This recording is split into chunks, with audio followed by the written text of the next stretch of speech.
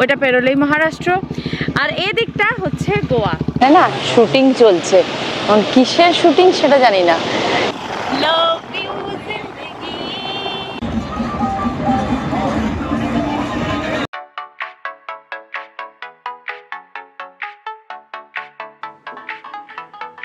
নমস্কার বন্ধুরা, গার্লেন টপ এক্সপিরিয়েন্সের আরেকটা নতুন পর্বে আপনাদের সকলকে স্বাগত জানাই। যারা প্রথমবার আমার ভিডিও দেখছেন তাদের বলে রাখি, আমরা এখন আছি গোয়াতে। গত পর্বে আপনাদের দেখিয়েছি কিভাবে আমরা বাঁকুড়া থেকে খড়গপুর হয়ে অমরাবতী এক্সপ্রেস চেপে মডগাঁও স্টেশন পৌঁছালাম। মডগাঁওতে আমরা দুটো স্কুটি হায়ার করেছিলাম। তারপর সেই স্কুটি নিয়ে আমরা এসে পৌঁছেছি ক্যান্ডোলিম বিচে।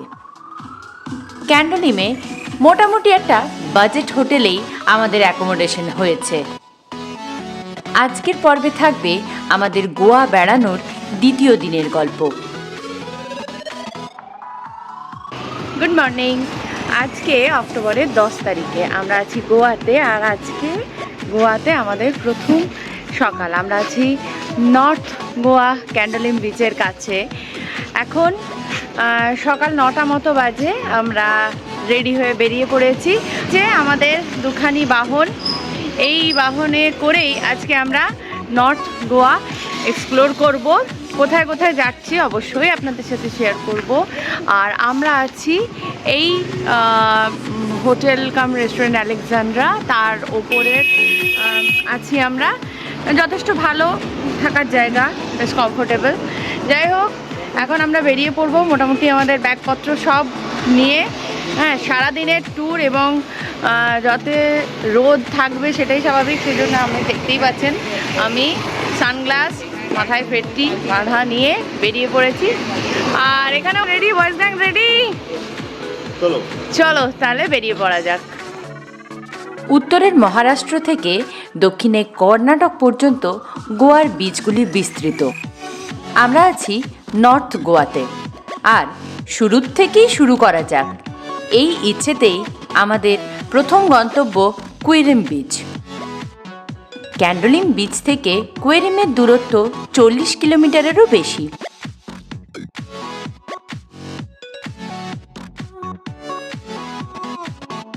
প্রায় আধ ঘন্টা 40 মিনিটের উপরে স্কুটি চালানো হয়ে গেল। তো আমরা একটা জায়গায় এসে পৌঁছেছি। এই জায়গাটার নাম হচ্ছে জোলিম। আমি হয়তো প্রোনাউন্সিয়েশনে কিছু ভুলও করতে পারি। যাই হোক, এটা একটা মোড়, এখানে একটা বড় চার্চ আছে। আর এইদিকে অঞ্জনা বিচ। এটা একটা মানে সংযোগ স্থল আর কি। এই চারদিকে 4টে রাস্তা যাচ্ছে। তো এখানে এখন দাঁড়ানোর কারণ হচ্ছে আমাদের সকাল থেকে চা অবধি খাওয়া হয়নি। এখানে একটা হোটেলে দাঁড়ালাম, চা জলখাবারটা খাওয়া দাওয়া করে আবার আমরা যাওয়া শুরু করব। এই ছোট্ট লোকাল রেস্টুরেন্টেতে খাওয়ার মজাই আলাদা, কারণ এখানে হচ্ছে আসল খাবারগুলো পাওয়া যায়। এখানে অমৃতেন্দু খাচ্ছে বড়া পাও, আর আমরা পাওভাজি বলেছি, এখন আসেনি, এসে গেছে আমাদের পাওভাজিটাও এসে গেছে। যে পাওভাজি আর চা ওভার হাইট নয় একেবারেই, যে প্রচুর বাটার টাটার দিয়ে করা এমন নয়, একদমই সাধারণ লোকাল পাও আর ভাজি। ভাজি মানে এখানে ঘুগনির মতো দেওয়া আছে, যেমন হয় আর কি, খুব সাধারণ। তো যাই হোক, এবারে তার সাথে চা বলা আছে। প্রায় 40 কিলোমিটার ক্যান্ডোলিম বিচ থেকে ড্রাইভ করে আমরা এখন পৌঁছালাম আমাদের আজকের প্রথম যে গন্তব্য কুইরিম বিচে। কুইরিম একদম গোয়ার নর্থ, তাই না? শুটিং চলছে, কিসের শুটিং সেটা জানি না। চেনা পরিচিত কোনো হিরো হিরোইন কিছু দেখতে পাচ্ছি না। হতে পারে সাউথের কোনো সিনেমা বা ওয়েব সিরিজ। যাই হোক, সাউথেরও খুব একটা পরিচিত কাউকে দেখতে পাচ্ছি না, কিন্তু যাই হোক এখানে চলছে শুটিং, এটাই মজা।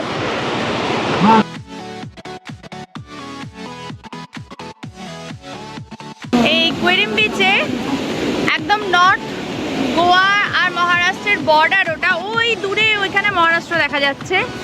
আর এই হলো কুইরিম বিচ, দুদিকে পাহাড় আর মাঝখানে বিচ।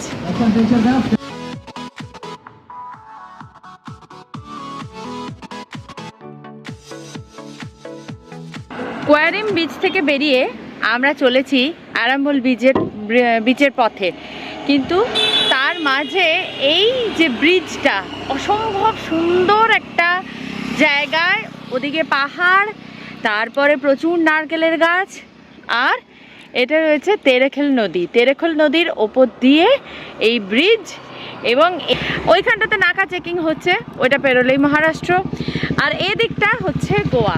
তাহলে এই ব্রিজটায় সেজন্য না দাঁড়িয়ে আমরা একটু দাঁড়ালাম, ভিডিও করলাম, এরপরে আমরা আরাম্বল ব্রিজের দিকে যাব। আমরা এসে পৌঁছালাম নর্থ গোয়ার আরেকটা বিচ, আরাম্বল বিচে। এখানে পার্কিংয়ে আমাদের 30 টাকা করে পার্কিং চার্জ লাগলো। তারপর গাড়িগুলো এখানে রেখে আমরা এখন যাচ্ছি আরাম্বল বিচের দিকে।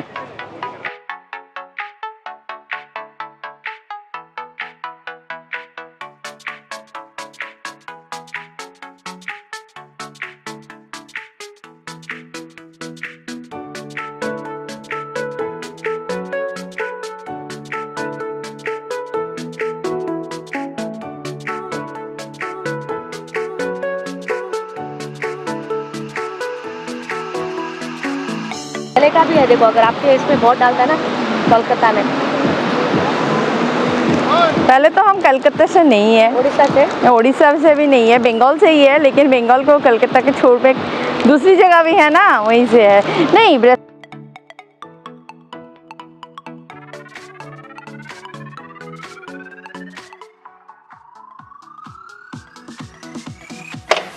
আরাম্বল বিচ থেকে মাত্র 3.5 কিলোমিটার দূরে আমরা এসে পৌঁছেছি ম্যান্ডারিন বিচে।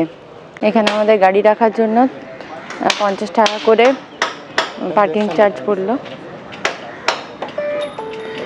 যে 50 টাকা করে এখানে গাড়ি রাখার জন্য পার্কিং হলো। আসলে গোয়াতে এটাই ব্যাপার যে পার্সোনাল স্কুটি নিয়ে গাড়ি নিয়ে ঘোরা যায় ঠিকই, কিন্তু সেজন্য পার্কিং দিতে হয়। পার্কিংটা কোনো জায়গায় 30, কোনো জায়গায় 50 এরকম। যাই হোক, এই যে সরু সাঁকোটা সেটা পেরিয়ে দিকেও একটা আছে, এদিক দিয়ে এগুলো সব বিভিন্ন রিসর্টের সাথে প্রত্যেকটা সাঁকো আছে, ওইদিকেও একটা আছে। সেই সাঁকোগুলো পেরিয়ে আমরা মূল বিচ যেটা ম্যান্ডারিন বিচের দিকে এগিয়ে যাচ্ছি।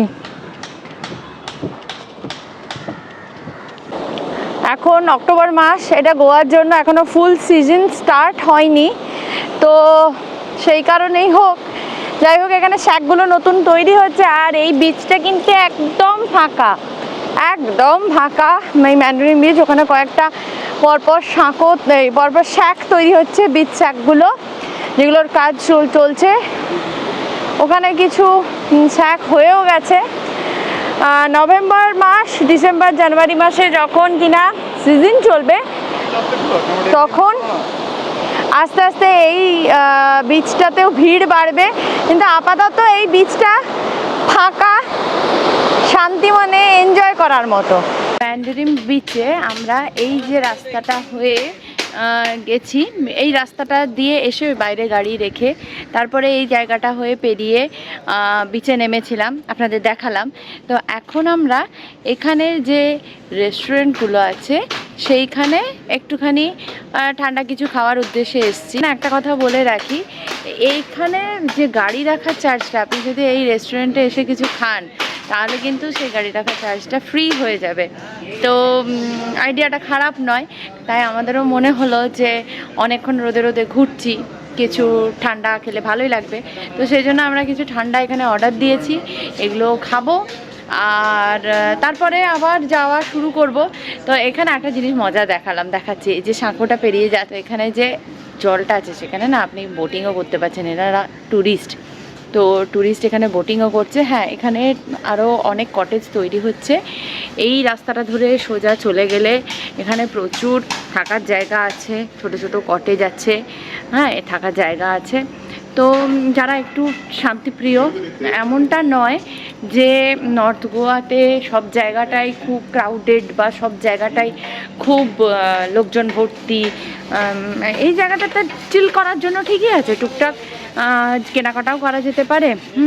কেউ কারা যদি শান্তিও প্রিয় হয়, আপনি যদি হানিমুনে আসছেন, প্রিয় মানুষের সাথে বেশ খানিকটা সময় কাটাতে চান, সেক্ষেত্রে আমার মনে হয় যে এই ম্যান্ডারিন বিচ যথার্থ। মানে দেখুন এখানে ছোট ছোট কটেজগুলো আছে, এগুলো পেরিয়ে আপনি এখানে থাকতেই পারেন। আর সি বিচ তো হাতের কাছেই। আচ্ছা, আমাদের দুটো জুস চলে এসছে। ওর ছিল একটা লেমন ছিল না, লেমন মিন্ট, হ্যাঁ ওটা হচ্ছে লেমন মিন্ট জুস, আমারটা হচ্ছে পাইনাপেল জুস। আর এই যে স্যারের এখনও আসেনি, স্যারের একটা ম্যাঙ্গো শেক দেওয়া আছে, তো ওটা এখনও আসেনি। তো আমরা শুরু করি। এসে পৌঁছালাম মাজুরুম ব্রিজে, নর্থ গোয়ার একটা বিখ্যাত বিচ। এই রাস্তাটা দিয়ে এলাম মেন রাস্তা থেকে পার্কিং। এখানে প্রচুর দোকান আছে। এটা কিন্তু বেশ বিখ্যাত বিচ, এবং বিচে ঢোকার সাথে সাথেই শ্যাক থেকে ভেসে আসছে মিউজিক। এখন দুপুর প্রায় 12টা 15 20 12:30 হবে, তো তাতেই যা জমজমাট বিচ হয়ে গেছে, তো বোঝাই যাচ্ছে এটা সন্ধেবেলা এটা আরও বেশি জমজমাট হয়ে ওঠে। তো এবার আমরা যাই।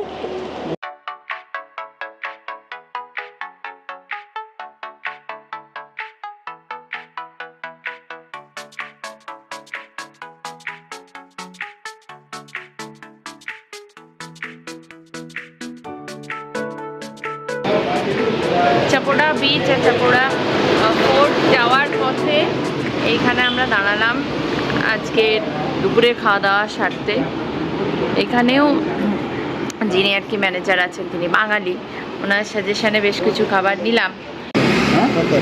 এ কোকম না, এটা কোকম কারি, কোকম কারি ভাত, এটা सब्जी আছে स्नेल का सब्जी है ना, स्नेल का सब्जी है।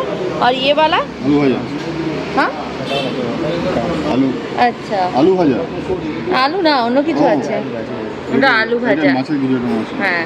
তাহলে এখানে আমরা এই রকমের সেম দুটো ফিশের থালি নিয়েছিলাম, এটা একটা আলাদা ফিশের থালি আছে। সবজিগুলোই মোটামুটি সবগুলোই একই আছে। এটা একটা কিসের সবজি বললো বুঝতে পারিনি, আলুর সবজি। আর এটা একটা কিছু মাছের সবজি আছে। এটা স্নেলের সবজি, স্নেলের তরকারি। এটা কোকম কারি, কোকম এখানে গোয়া যে বিখ্যাত কোকামের জুস, এটা কোকম। আর এটা কারি, তারপর ভাত রুটি হচ্ছে আজকের আমাদের লাঞ্চ। সবগুলো একবার করে টেস্ট করেছি। হ্যাঁ, এটা না লোটে মাছের ঝুড়ি যেরকম হয় সেরকম খেতে। এটা মাছের তরকারিটা, এটা লাউয়ের তরকারি নারকেল দিয়ে, মোটামুটি ঠিকঠাক খেতে। এটা স্যালাড আছে। এটা ঝিনুকের তরকারি, এটা কিন্তু ভালো খেতে, অন্যরকম একদম, আমাদের শামুকের মতো নয়। হ্যাঁ, তো সব রান্নাতেই নারকেল আছে আর কারি পাতা আছে। এটা কারি যেটা, সেটার ভেতরেও নারকেল আছে, আর এটা ভেতরে একটা মাছের টুকরো আছে, মানে সব আইটেমে মোরালেস মাছ আছে। এটা হচ্ছে কোকম কারি, যেটা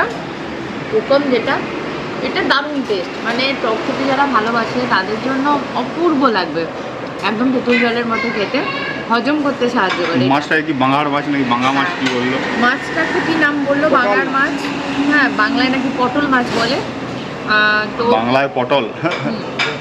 আর এই মাছটা আলাদা, খুব সুন্দর খেতে। 2 পিস দিয়েছে, মাছটা আলাদা।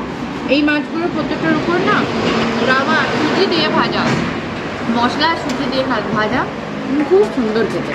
আমার খুব ভালো লেগেছে, তোমাদের কেমন লাগছে?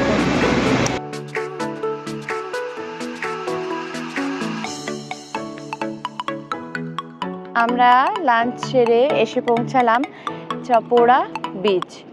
চাপোড়া বিচ আসলে একটা মোহনা, এই দিক থেকে আসছে চাপোড়া নদী, এই সাইডটা এদিকটা থেকে আসছে।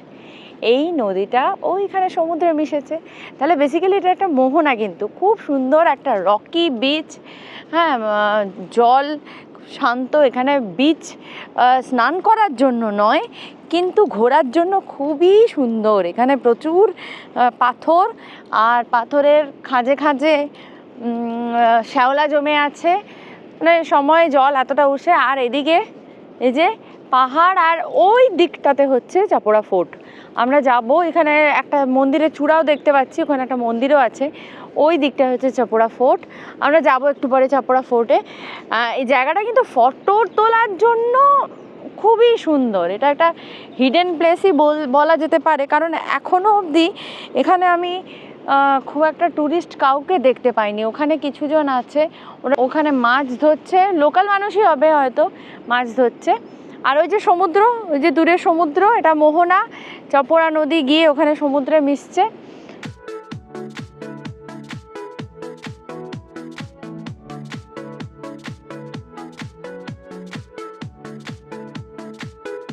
চপড়া ফোর্টে এলাম, এখানে পার্কিংয়ে গাড়ি রাখলাম।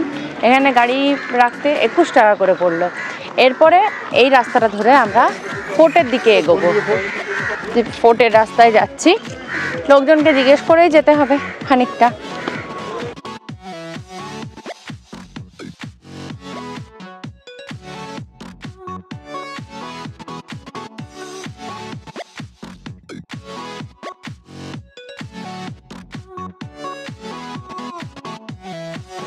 ওই জায়গাটা থেকে উঠে এলাম, মোটামুটি 70% রাস্তা উঠে এসেছি।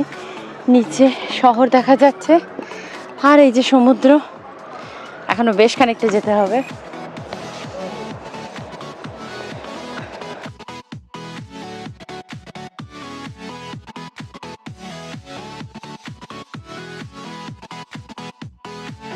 আচ্ছা, এখানে কোনো টিকিট লাগছে না, কিন্তু কে আসছে, কতজন আসছে এখানে এন্ট্রি করতে হচ্ছে। আইডি দিয়ে তার এন্ট্রিটা করতে হচ্ছে। এইটা চপড়া ফোর্ট, এখানে কোনো এককালে ছিল, এখন তো ফোর্টের কিছু অবশিষ্ট নেই, শুধু এন্ট্রান্সটা দেখলাম, আর বাকিটা তো আপাতত ফাঁকাই দেখছি। তো দেখা যাক, পরীক্ষাটা আছে, আসল জিনিসটাই নেই। যাই হোক, চপড়া ফোর্টের আরেকটা বিখ্যাত কারণ হচ্ছে এই জায়গাটা ঘুরতে যাওয়ার।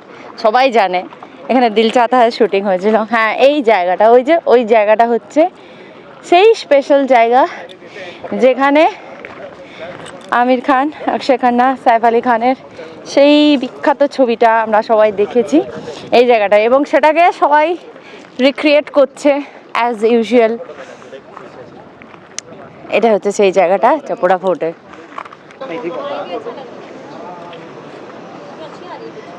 খুবই সুন্দর ফটোজেনিক জায়গা এখানে। হ্যাঁ, যেটা বলছিলাম, সবাই এই জায়গাটাতে সেই বিশেষ ফ্রেমটাকে রিক্রিয়েট করার চেষ্টায় আছে। তবে এখান থেকে অপূর্ব সুন্দর লাগে সমুদ্র দেখতে। একদিকে সমুদ্র, একদিকে শহর, খুব সুন্দর।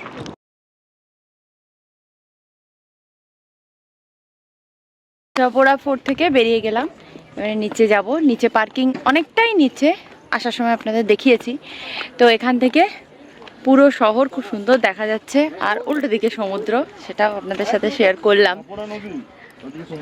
এদিকে চপড়া নদী আর উল্টো দিকে সমুদ্র, আর দুটো যে মোহনা, সেই মোহনাটাতেও আমরা গেছিলাম। এবার ফেরার পথ ধরছি আমরা। এখান থেকে চপড়া ফোর্ট থেকে নামার পরে খুব ক্লান্ত হয়ে গেছিলাম। এই দিদির দোকানে একটু নিম্বু সোডা খেতে এসেছিলাম। তো দিদি আমাদের 3টে নিম্বু সোডা আমরা নিয়েছিলাম। তো দিদি আমাদের একটা কমপ্লিমেন্টারি কোকম সোডা খাওয়ালেন, যেটা অসম্ভব সুন্দর ছিল। তো সবাইকে বলবো যে যখন আসবেন চপড়া ফোর্টে, একদম ফার্স্ট দোকানে এই দিদি এখানে উনি বিক্রি করছেন, অবশ্যই তার কাছে আপনারা একটু তৃষ্ণা মেটাবেন।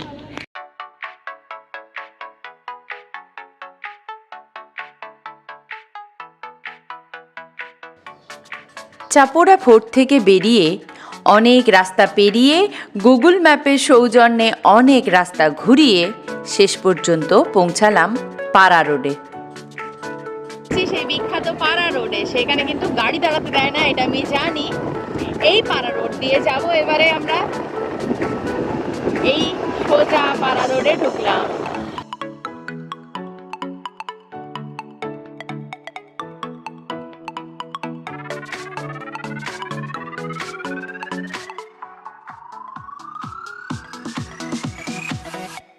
প্রচুর মানুষ, এখানে তো গাড়ি পার্কিং করতে দেয় না আমি জানি। তো সেই জন্য আমরা গাড়িটা দাঁড় করাইনি। এখানে প্রচুর লোক ছবি টবি তুলছে, আমাদেরও ইচ্ছা আছে তোলার। তো দেখা যাক কতটা কি করতে পারি, কারণ আমার গাড়িটা অনেকটা দূরে রেখে আবার ফিরে আসতে হবে সম্ভবত। তো দেখা যাক, সেই জন্য আপাতত এখন ভিডিওটাই করছি, ভালোভাবে এনজয় করছি। এখানে নো পার্কিং, পুরো রাস্তাটা কিন্তু কোথাও গাড়ি দাঁড়াতে দেবে না। আপনাকে যদি ছবি তুলতে হয় তাহলে গাড়ি কিন্তু একদম পার্কিংয়ের ওই সাইডে রেখে এসে তারপরে করতে হবে। আমি দেখি কতটা কি করতে পারি।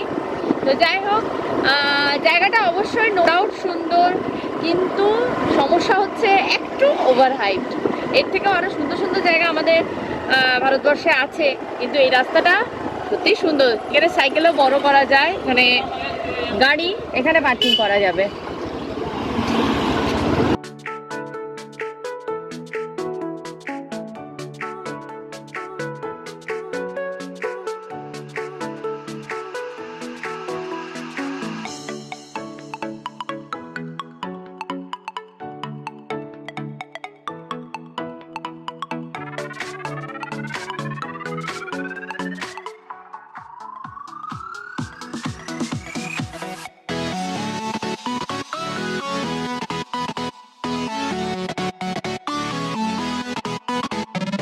এসে পৌঁছেছি নর্থ গোয়ার আরেকটা হ্যাপেনিং বিচ, অঞ্জনা বিচে। এখন পৌঁছালাম বিচে। সূর্য প্রায় অস্ত যাওয়ার পথে, এখন সন্ধ্যে 6টা বাজে কিন্তু পশ্চিম, সেজন্য যথারীতি অনেকটা দেরিতে সূর্য অস্ত যাবে।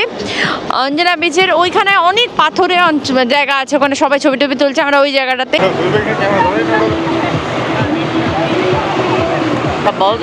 আজ 10ই অক্টোবর, আজকের সূর্য অস্ত যাচ্ছে আর আমরা সেই সূর্যাস্ত দেখছি নর্থ গোয়ার অঞ্জনা বিচ থেকে।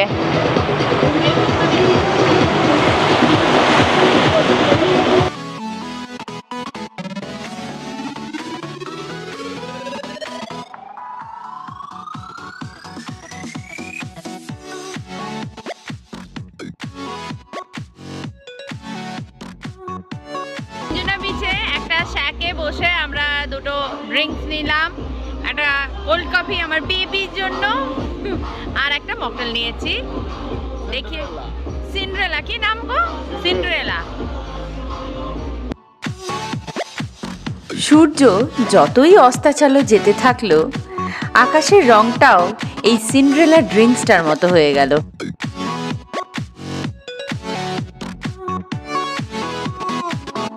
আমাদের পরের গন্তব্য ছিল বাগা বিচ।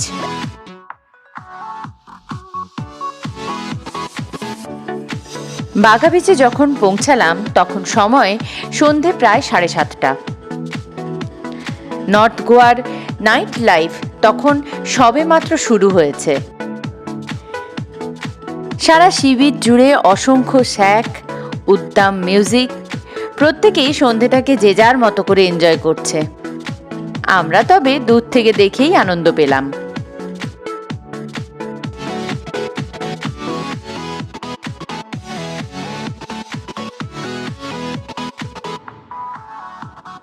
বাগা বিচ থেকে মাত্র 2.5 কিলোমিটার দূরেই রয়েছে ইনস্টাগ্রাম খ্যাত টিটোজ লেন। টিটোজ লেনে মূলত রয়েছে প্রচুর ট্যাটুর দোকান আর অসংখ্য পাব আর রেস্টুরেন্ট। আমাদের মতো সাধারণ মধ্যবিত্তের এ শুধু ঘুরে দেখাই সার। আমরা তাই এক চক্করেই টিটোজ লেন ঘুরে নিয়ে আবার ফিরে গেলাম বিচের দিকে। এখন আমরা এসে পৌঁছেছি আমাদের আজকের নর্থ গোয়া ট্যুরের লাস্ট ডেস্টিনেশন ক্যালাঙ্গুটে বিচে।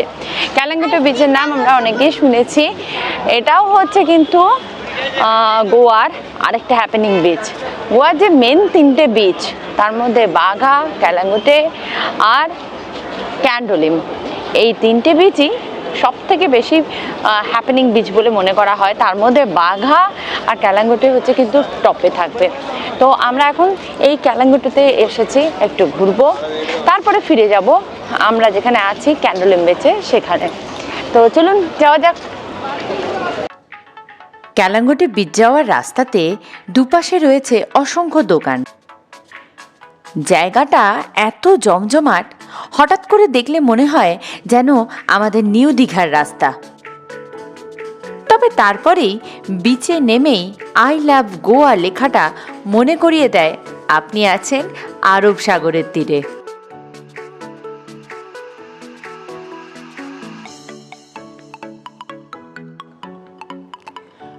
ঘড়ির কাঁটা প্রায় 9টা ছুঁই ছুঁই, যদিও রাত বাড়লেই গোয়া জেগে ওঠে। তবুও আমাদের মতো সাধারণ মধ্যবিত্ত, তাও আবার পরিবার সহ, কি আর করার থাকতে পারে এত রাতে। সুতরাং ফেরার পথ ধরলাম। হচ্ছে প্রকৃতি কি পরিমাণে আনপ্রেডিক্টেবল। আজ সারাদিন দারুণ ওয়েদার ছিল, রোদ ছিল কিন্তু মেঘছায়া ছিল। আর এখন বাজে রাত 11:25। এই বৃষ্টি নেমেছে, মানে ঝমঝমিয়ে বৃষ্টি হচ্ছে। সেদিনের রাতটা কিছুটা টেনশন নিয়েই ঘুমোতে গেলাম। কাল আকাশ পরিষ্কার হবে তো? যেখানে যেখানে যা যা প্ল্যান করেছি সবটা ঠিকঠাক ঘুরতে পারবো তো? নাকি এবারের ট্যুরটা শেষ অবধি মাটিই হলো? এই সব চিন্তা নিয়েই ঘুমোতে গেলাম। কিন্তু না, সকালে উঠে দেখলাম ভাগ্যদেবী খুব একটা অপ্রসন্ন নয়। পরের দিন আমরা গেছিলাম আগুয়াদা ফোর্ট, তারপর গেছিলাম গোয়ার রাজধানী পানজিম। সূর্যাস্ত উপভোগ করেছিলাম আরব সাগরের বুকেই। কিন্তু সেসব গল্প থাকবে আগামী পর্বে। সকলে ভালো থাকবেন, সুস্থ থাকবেন। খুব তাড়াতাড়ি আসছি পরের পর্ব নিয়ে।